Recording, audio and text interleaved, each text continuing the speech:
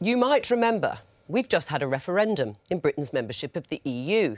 It was only 3 weeks ago, although it might seem a lot longer. It does. But there have been calls from some quarters for a second referendum, including one this morning from Labour leadership challenger Owen Smith. Later in the year, MPs will debate a petition on Parliament's website calling for a second referendum after it was signed by more than 4 million people.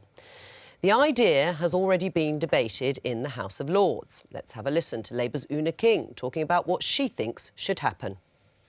In the interests of democracy, the British people must be given the chance to vote on the deal to leave the EU once we finally know what that deal is and what that deal costs in terms of our economy, our jobs, our pensions, our future, our global influence, our geographical borders, and last but certainly not least, our precious identity as a tolerant, open-facing nation. I say, let the people decide.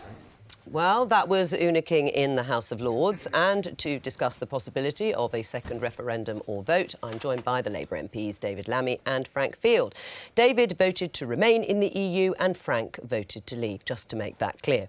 Now, the online petition, David Lammy, that calls for a second EU referendum will be debated, as we said, in Parliament after it was signed by 4.1 million people. But why? What's the point? There's not going to be a second referendum. Well, we have a petition process, and actually that's a record number of people for any petition I think that we've had in the House of Commons. So that's the first thing, the people want it. Fine. The second thing is to say, Joe, there is no plan. When we say Brexit means Brexit, it's absolutely not clear what the plan is. There are a number of very remorseful leavers who say, we're not going to get 250 million a week. How can you get free trade without free movement?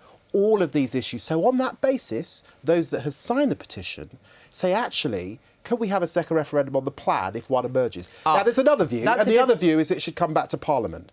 All of that is out there, and ultimately, we should actually be having debates and votes in the House of Commons. Right, let's just be clear, though. The Petitions Committee has said the debate did not mean it was supporting the call for a second referendum, i.e. rerunning the referendum that we have just had. It was too late to change the referendum rules. That's one thing. Having the debate is fine.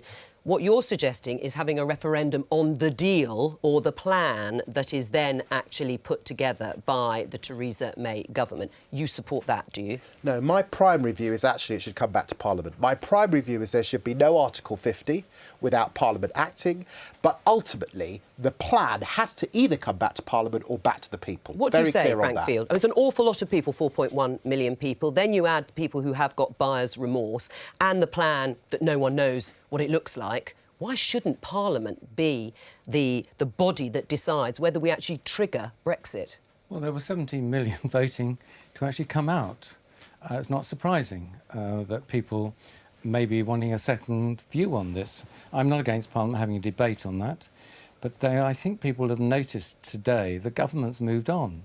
The government has actually shaped itself about implementing the pledge that people actually wanted in that referendum.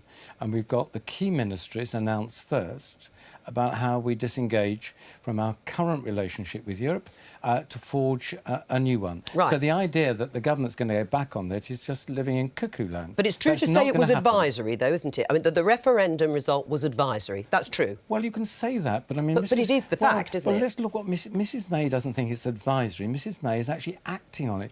Her key first appointments were about implementing the referendum pledge. The idea that it was merely advisory, given the state that politics is in and the distrust of politicians, I think is an absurd idea. You need to catch up, David Lammy. I mean, everybody does. It was a decisive vote. You may not like it, and those 4.1 million people may not like it, but it has happened, and the government is moving ahead with trying to turn it, as they would argue, into something positive. There's no going back. You cannot describe a vote in which 67% of those eligible to take part did not vote for it as decisive.